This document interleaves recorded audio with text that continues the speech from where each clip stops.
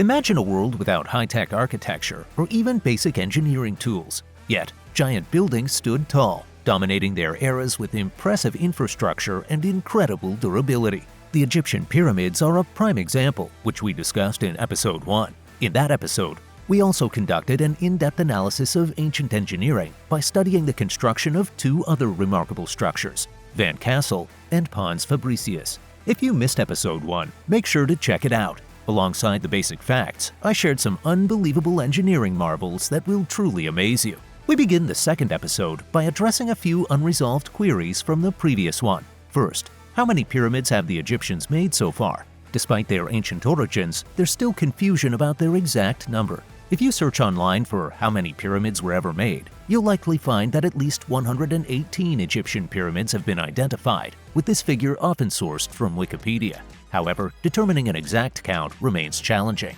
Live Science reached out to Anne Macy Roth, a clinical professor of art history and Hebrew and Judaic studies at New York University, for a reliable perspective. She stated that questions about the exact number of pyramids ever constructed are difficult, if not impossible, to answer. According to Roth, experts don't always agree on what qualifies as an Egyptian pyramid. According to Mark Lehner, author of The Complete Pyramids: Solving the Ancient Mysteries, another challenge in determining the number of pyramids lies in the fact that some were left incomplete. In many cases, construction projects were abandoned shortly after they began, leading to debates over whether such unfinished structures should be included in the count.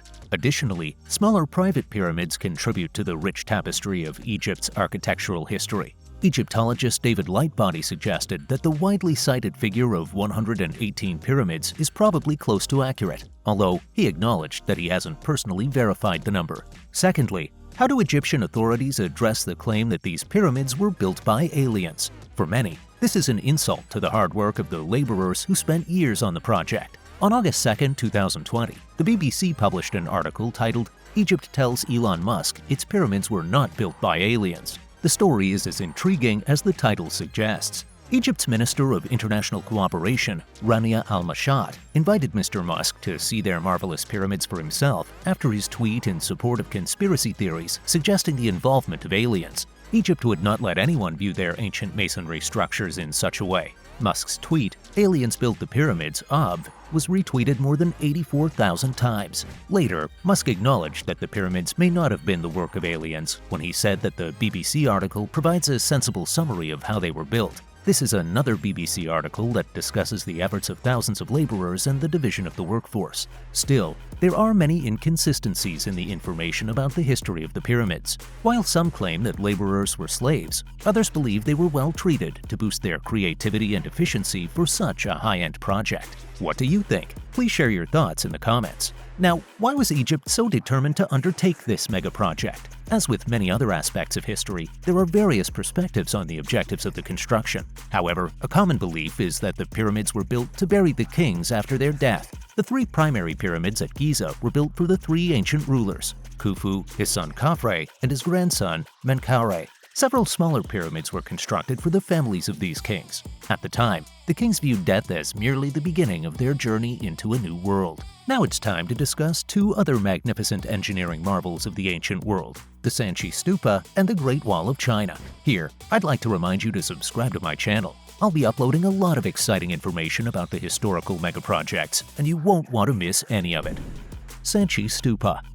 Sanchi Stupa, also known as the Great Stupa, is the best example of ancient Buddhist architecture in India. While it was also called Kaknam, Kakanaya, Kakanava, Kakananadabodha, and Bodhisriparvada in ancient times, the construction is seen as specimens of Buddhist art and culture right from the early Mauryan period. Built in the 3rd century BCE by Emperor Ashoka, this stone structure highlights the Buddhist faith in the region. Ashoka wanted to spread his message about the religion across the Indian subcontinent. You might assume that he faced challenges introducing his religious teachings to the people despite his high rank. However, according to World Heritage Journeys, the local people even funded the construction of Sanchi Stupa and engraved their names on the monuments to support their claim.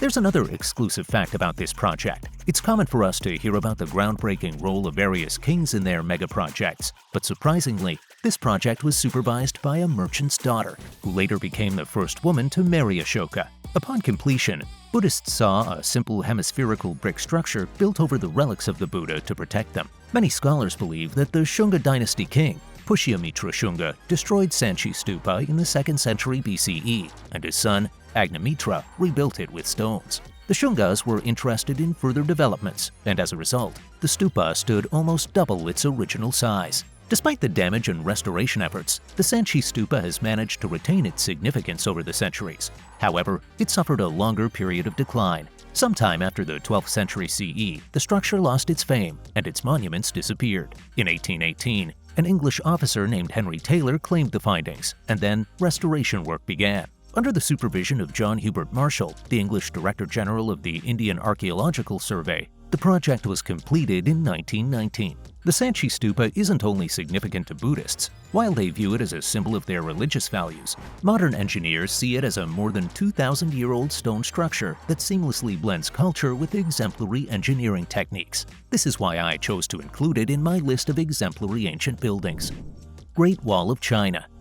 I'm sure most of the audience already knows and is impressed by the unbelievable features of the Great Wall of China. Since there's a lot of information to cover about it, we'll discuss more in the 3rd episode of our series, so make sure to stay tuned for the updates. Initially built more than 2,000 years ago, the Great Wall is still considered to be the largest man-made structure in the world. To put this into perspective, its construction dates back to the 7th century BCE. Imagine the civil engineering standards at the time. Obviously, engineers have built many structures over the centuries, but the Great Wall stands out for its exceptional durability and strength, allowing it to maintain its reputation over time. This man-made structure stretches over 20,000 kilometers, beginning on the east seaside and extending to the western desert in northern China. Much like a gigantic dragon design, it winds up and down across mountains and plateaus. This is why the Chinese often compare the Great Wall to a dragon. In Chinese culture, dragons symbolize protection, intelligence, and vital energy. They also use the dragon to symbolize the emperor's position.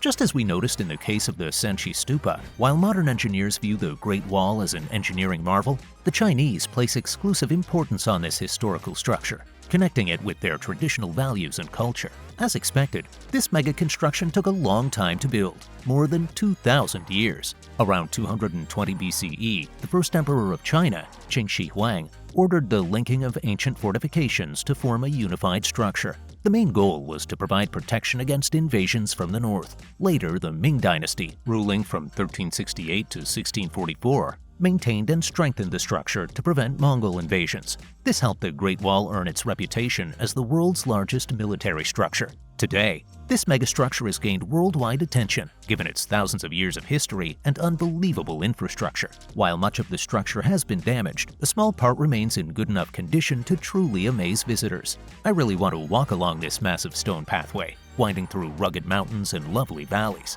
The scene stretches as far as the eye can see. If we observe closely, it's not actually a single wall, but a series of fortifications built not for tourist visits, but for protection. Unlike a single structured wall, the main body includes a number of walls, watchtowers, horse tracks, barracks, garrison stations, and fortresses along the walls. But what was the cost of this mega project? How did the Chinese manage to build such a durable structure at the time? What are the secrets behind the Great Wall of China?